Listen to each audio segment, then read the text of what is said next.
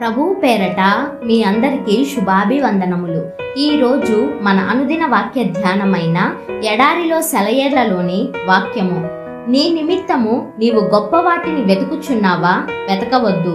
నేను సర్వ శరీరుల మీదికి కీడు రప్పించుచున్నాను.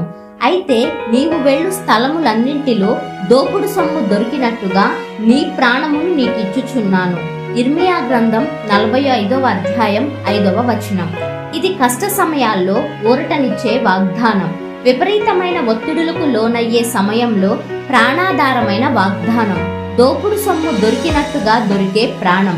కఠినంగా మారిపోతున్న ఈ రోజుల్లో, అంత్య దినాల్లో, శ్రమ దినాల్లో ఈ వాగ్దానం మనకు ఆదరణనిస్తుంది.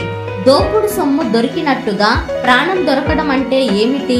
అంటే నాశనకర్త కోరల్లో నుండి లాగేసుకున్న ప్రాణమన్నమాట. సింహం నోటిలో నుంచి దావీదు గొర్రెపిల్లను లాగేసుకున్నట్టన్నమాట.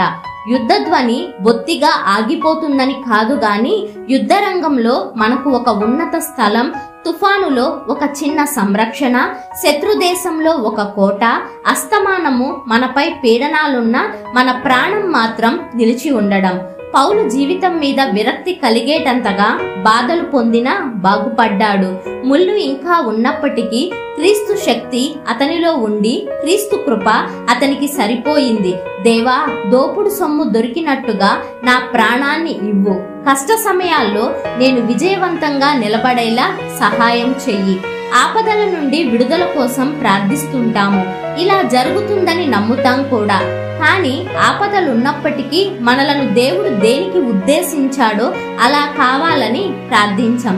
ఆపదలు ఎంతకాలం నిలిచి ఉంటే అంతకాలం వాటి మధ్య మనం ఉంటూ దేవుడు మనకు ఆశ్రయంగా ఉన్నాడన్న నిశ్చయతను కలిగి ఉండాలి.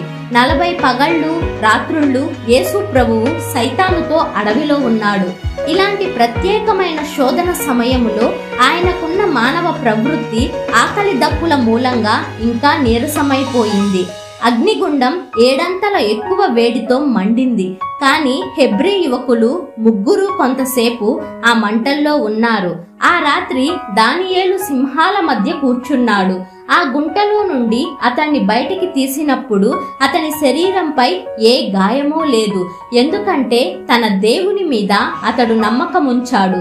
వీళ్ళంతా శత్రువుల మధ్యనే నివాసమున్నారు. అయినా వాళ్ళు దేవుని సన్నిధిలో ఉన్నారు.